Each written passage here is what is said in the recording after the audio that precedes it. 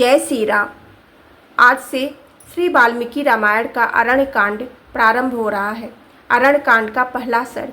श्री राम, लक्ष्मण और सीता का तापसों के आश्रम मंडल में सत्कार। दंडकारण्य नामक महान वन में प्रवेश करके मन को वश में रखने वाले दुर्जय वीर श्री राम ने तपस्वी मुनियों के बहुत से आश्रम देखे। वहाँ कुश और वल्कल वस्त्र पहले हुए थे। वह आश्रम मंडल ऋषियों की ब्रह्म विद्या के अभ्यास से प्रकट हुए विलक्षण तेज से व्याप्त था। इसलिए आकाश में प्रकाशित होने वाले दूरदर्श सूर्यमंडल की भांति वह भूतल पर उद्दीप्त हो रहा था। राक्षस आदि के लिए उसकी ओर देखना भी कठिन था। वह आश्रम समुदाय सभी प्राणियों को शरण देने वाला था। उसका आंगन सदा झाड़ने बुहारने से स्वच्छ बना रहता था। वहाँ बहुत से वन्य पशु भरे रहते थे और पक्षियों के समुदाय भी उसे सब ओर से घेरे रहते थे। वहाँ का प्रदेश इतना मनोरम था कि वहाँ अप्सराएं प्रतिदिन आकर नृत्य किया करती थीं। उस स्थान के प्रति उनके मन में बड़े आदर का भाव था।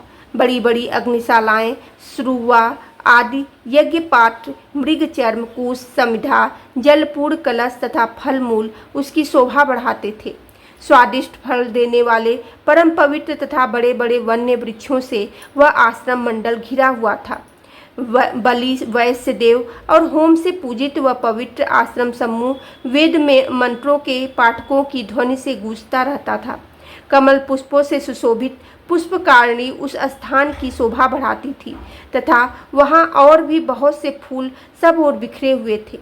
उन आश्रमों में चीर और काला मृग चर्म धारण करने वाले तथा फल मूल का आहार करके रहने वाले जितेंद्रिय एवं सूर्य और अग्नि के तुल्य महातेजस्वी पुरातन मुनि निवास करते थे। नियमित आहार करने वाले पवित्र महर्षियों से सुशोभित वह आश्रम समूह ब्रह्मा जी के धाम की भांति तेजस्वी तथा वेद ध्वनि से निनादित था। अनेक महाभाग ब्रह्मवेत्ता ब्राह्मण उन आश्रमों की शोभा बढ़ाते थे। महातेजस्वी श्री राम ने उस आश्रम मंडल को देखकर अपने महान धनुष की प्रत्यंचा उतार दी। फिर वे आश्रम के भीतर गए। श्री राम तथा यशस्विनी सीता को देखकर वे दिव्य ज्ञान से संपन्न महर्षि बड़ी प्रसन्नता के साथ उनके पास बैठे।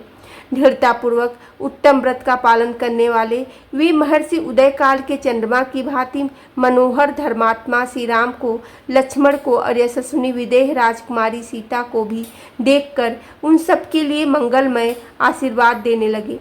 उन्होंने उन तीनों को आदरणीय अतिथि के रूप में ग्रहण किया। श्री राम के रूप, शरीर की गठन, कांति, सुकुमारता तथा सुंदर वेश को उन वनवासी मुनियों ने आश्चर्यचकित होकर देखा। वन में निवास करने वाले वे सभी मुनि श्री राम और लक्ष्मण और सीता तीनों को एकटक नेत्रों से देखने लगे। उनका स्वरूप उन्हें आश्चर्यमय प्रतीत होता था।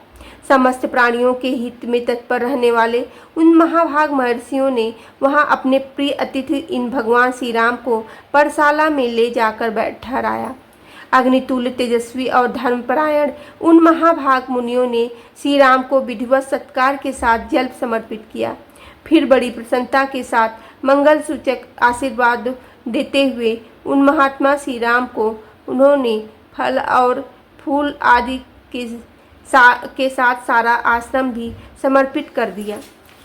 सब कुछ निवेदित करके वे धर्मज्ञ मुनि हाथ जोड़कर बोले, रघुनंदन, दंड धारण करने वाला राजा, धर्म का पालक, महायशस्वी, इस जन समुदाय को शरण देने वाला, माननीय, पूजनीय और सबका गुरु है। इस भूतल पर इंद्र का भी चौथा अंश होने के कारण वह प्रजा की रक्षा करता है। अतः राजा सबसे वंदित होता है तथा उत्तम एवं रमणीय भोगों का उपभोग करता है। जब साधारण राजा की यह स्थिति है तब आपके लिए तो क्या कहना, आप तो साक्षात भगवान हैं। हम आपके राज्य में निवास करते हैं, अतः आपको हमारी रक्षा करनी चाहिए। आप नगर में रहें या वन में, हम लोगों के राजा ही हैं। आप समस्त जन समुदाय के शासक एवं पालक हैं। राजन, हमने जीव मात्र को दंड देना छोड़ दिया है, क्रोध और इंद्रियों को जीत लिया है। अब तपस्या ही हमारा धन है। जैसे माता गर्भस्थ बालक की रक्षा करती हैं, उसी प्रकार आपको सदा सब तरह से हमारी रक्षा करना चाहिए। ऐसा कहकर उन तपस्वी मुनियों ने वन में उत्पन्न होने वाले फल, मूल, फूल तथा अन्य अनेक प्रकार के आहारों से लक्ष्मण सहित भगवान श्री रामचंद्र जी का सत्कार किया। इनके सिवा दूसरे अग्नितुल्य तेजस्वी तथा न्याय युक्त बर्ताव वाले सिद्ध तापसों ने भी सर्वेश्वर भगवान श्री राम को यथोचित रूप से तृप्त किया। बोलो सियावर रामचंद्र की जय, पवन सुत हनुमान की जय।